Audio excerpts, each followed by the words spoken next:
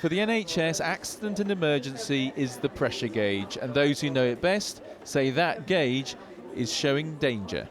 I think this winter everybody's realised that we're at a crisis point. Things are only going to get worse and something's got to be done, unless the future is going to be very, very bleak indeed. Under the target, 95% of patients must be dealt with in under 4 hours.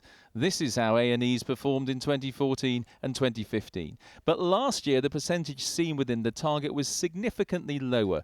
Figures released today show that last December, just 86.2% were dealt with in 4 hours, the worst figure on record.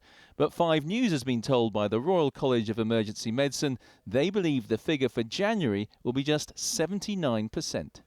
Jim Taylor has MS, but when there was no bed for him in a specialist ward, his daughter was told to take him to A&E. We'd been there at this point kind of 10 hours, 11 hours, and I could hear them trying to sort it out, and they just kept coming over and saying, we're sorry, we know this isn't acceptable, we're doing our best.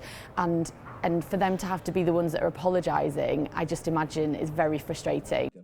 The Prime Minister was meeting her Italian counterpart today, but she had to deal with matters closer to home. The British Medical Association says you have your head in the sand and don't recognise the seriousness of the situation. What can you say to British voters to reassure them that the NHS really is safe in your hands? If you look at what has been happening in A&E, in December we had a record number, the busiest day in accident and emergency that took place, that has taken place in the National Health Service. We are now seeing something like nearly 3,000 more people being seen within the 4-hour standard every single day.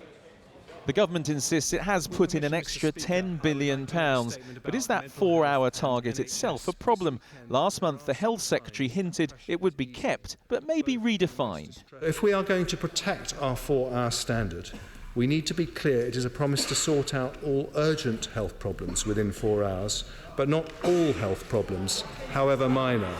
The minister who brought in the 4-hour target 15 years ago says it must stay. I think we keep the target, but you support people to deliver it properly. And if you are to scrap the target, then you better have had a public debate, because you're really saying to the public, expect to wait considerably longer in our accident and emergency departments. The NHS is treating more people with more money than ever before, but it and the government will always be judged on where it's falling short.